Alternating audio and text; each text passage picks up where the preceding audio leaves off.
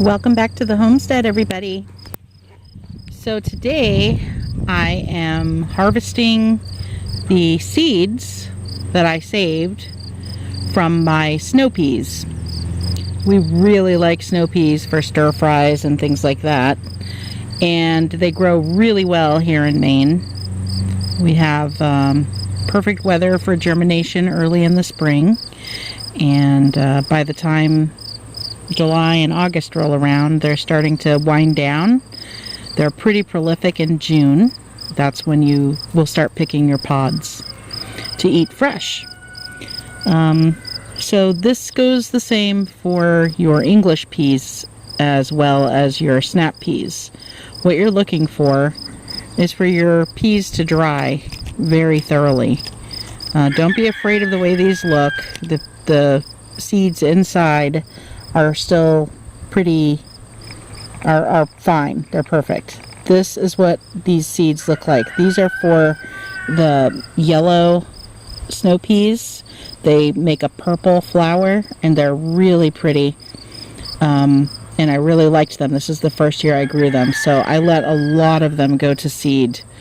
Now, you're going to find varying degrees of dryness when you pull your plants out of the ground.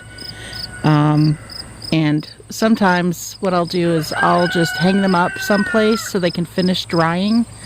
Like you can see, those pods are pretty light and not quite ready to harvest yet. I'm going to harvest them anyway, but I just wanted to show you that you're going to find all stages of dryness on your beans, and you can save all of them. Now this is what the different stages look like. Still pretty light, like you could probably eat them if you wanted to, but I'm not. I'm going to save them for seed. And so as they dry, they're going to get darker and darker, smaller and smaller.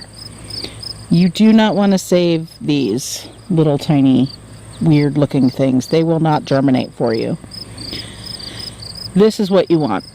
And mostly you want to find those. You want to leave them out to dry as long as you can. But this is probably the stage in which you want to pull your plants and start them drying. These are pretty well dry. They've shrunk a lot. But if you wait and they've been through lots of rain, they get hard, and that protects the seed inside. So don't worry about when you find them or you just couldn't get to them to hang up and dry. These are fine. Absolutely fine. Don't worry about it.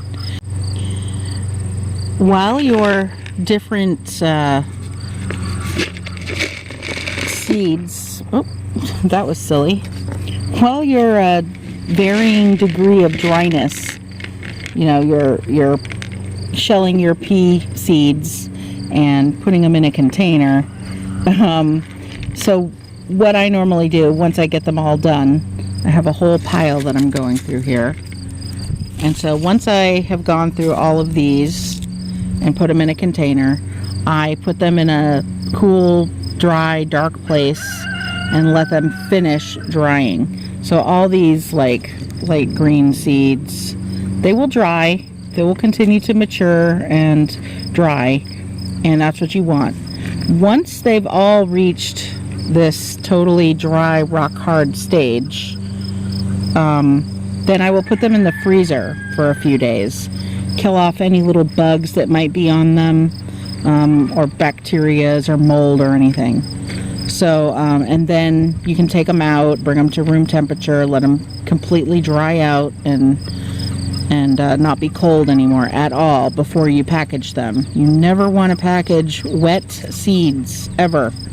And so once they've come out of the freezer, I will put them in a mason jar, and then let them just completely dry out the rest of the way once they've been in the freezer, because they might have condensation on them coming from a cold place into a warm place, and you don't want those to mold or spoil. So, I mean, it would be better if you like spread them out on a paper towel on a cookie sheet or something and then let them dry that way. But I haven't had any problems letting my seeds dry in the mason jar. Depends on your climate, I guess. I do bring them in and keep them climate controlled in my pantry. So just be aware of that. What you don't want to save are any seeds that have been chewed on. You see, sometimes you'll find your pods have little holes chewed in them. Now, we've had really bad pest pressure this year with snails and slugs, and they've been eating just everything. So when you're saving your seeds, make sure you don't save the ones that have chew holes in them. You want the intact seed. I don't think I have any in here that have a chew hole. This one maybe. It's got that weird looking mark. So that one I'll probably just throw out. But yeah, so there you go. That's how you save them. And then you just label your jar and close it up once they're completely dry and you're sure they're going to be okay. And even then I will check them occasionally, looking for any mold that may develop, because you want to get anything that could be moldy out of there, or else it'll contaminate all your other seeds. Yeah, if you have any questions, leave them down below and I'll try to answer them. My next project is saving all the seeds off of these garlic scapes. So look for that video. Alright, so these are the stages. Very light to basically moldy and dark looking. And these are what the seeds inside will look like in those varying stages. I highly suggest saving as many seeds as you can. I don't know what next year is going to look like for purchasing seeds, but I know that where I got these from, which was M.I. Gardner, he doesn't have any seeds in stock right now. I don't know when that'll happen. Maybe this winter. That's when we normally purchase our seeds. This year I'm finding as much as I can now, and I have about $150 of seeds in a cart waiting to be purchased. So I want to be prepared for next spring. We start a lot of seed indoors very early in late winter, sometimes February. We have a lot of things we plan on starting much earlier this year or next year, next growing season. So just be aware, try to plan ahead, and thanks for joining us. Okay, bye guys.